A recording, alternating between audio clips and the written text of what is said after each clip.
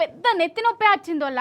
కోతులను చూస్తే చిన్న పోరాలు సంబరపడతారు కానీ అవి ఏషాలు చిన్నగుంటాయా మరి? అయితే ఒక ఊర్లే మస్తు కోతులు ఉన్నాయోళ్ళ.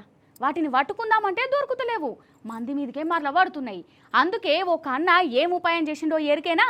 చూడురి మీరు, పర్షాన్ అవుతారు. హాయ్, ఏంది గుడ్డలుగా?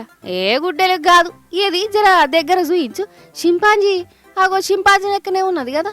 మరి చింపాంజీ ఇట్లా టిప్ టాప్ గా నడుస్తుంది. అగో ఈ అక్క కట్టె పట్టుకొని ముంగటికి పట్టుకపోతుంది.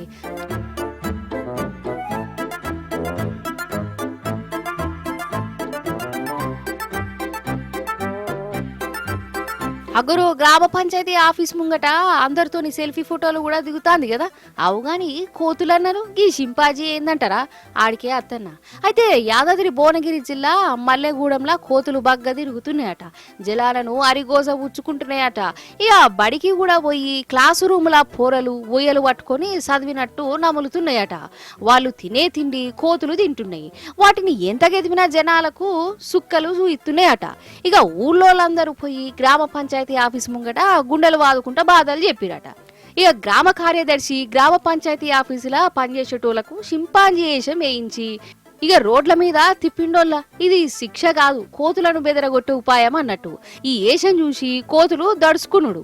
వచ్చిన ఈ చింపాంజీగా మమ్మల్ని సావ కొడుతుంది అనుకుంటా ఊర్లకెళ్ళి పారిపోవుడట. చూసినవా ఉపాయం ఎట్లా చేసిండో? మొత్తానికి మనుషులకు భయపడని కోతులు చింపాంజీ ఏషం కట్టినోళ్లకు భయపడి ఊర్లకెళ్ళి పారిపోయినాయి. చూసినవా, ఉపాయం ఉన్నోడు ఉపాసం ఉండడని గిందుకే అంటారు కావచ్చు కదా.